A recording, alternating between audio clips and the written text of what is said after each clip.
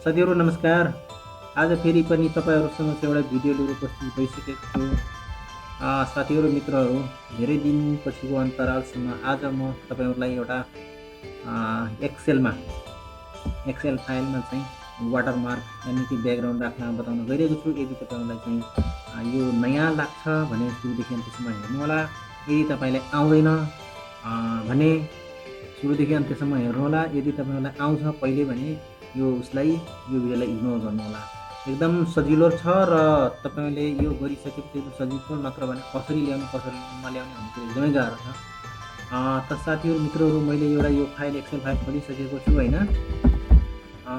हामी चाहिँ यसमा चाहिँ उसको जस्तो बोर्डको जस्तो भन्दा अलिकति गाह्रो नै छ। यसमा चाहिँ कसरी ब्याकग्राउन्ड राख्ने अथवा के अरे वाटरमार्क राख्ने कुनै चिजको भनेर यसमा होइन।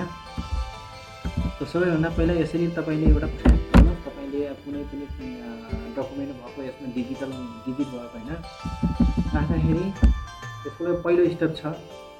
यहाँ 4-5वटा मेनु छ। होम छ, त्यसपछि यहाँनिर इन्सर्ट छ होइन।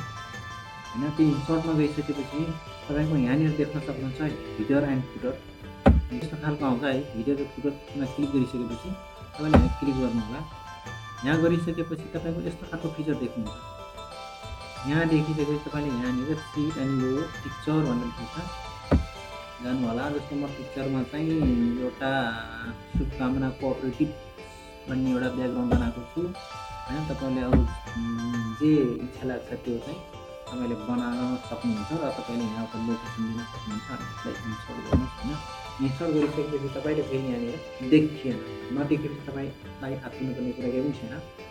अब तपाईँ यहाँ कर्सर छ हाम्रो, क्लिक गरिरहेको छ। तपाईँले यहाँ बाहिर चाहिँ एकचोटि क्लिक गर्नुहोस् अनि अटोमेटिक गएर होइन।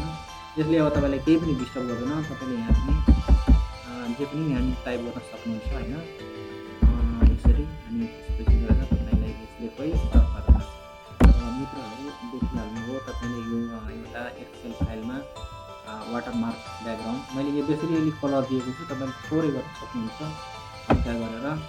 हल्का गर्नुभयो भने धेरै राम्रो हुन्छ, किनभने हल्का गर्दाखेरि वाटरमार्क त राम्रो हुन्छ। बाहिर यो तपाईँले जुन फाइल देख्न खोज्नु भएको छ त्यो चाहिँ लाइटमा आउनु छ र वाटरमार्क भएको पछाडिको ब्याकग्राउन्ड हल्कामा आउनु पर्छ, त्यो पनि राम्रो हुन्छ। साथीहरू कस्तो लाग्यो भिडियो? तपाईँलाई राम्रो लाग्यो भने एउटा एक लाइक दिनुहोला र कुनै कमेन्ट गर्नुहोला कुनै सल्लाह सुझावको लागि। यदि तपाईँ मेरो भिडियोको लागि नयाँ हुनुहुन्छ भने सब्सक्राइब गर्नुहोला र बेल आइकनमा पनि थिच्न नबिर्सिनुहोला। धन्यवाद।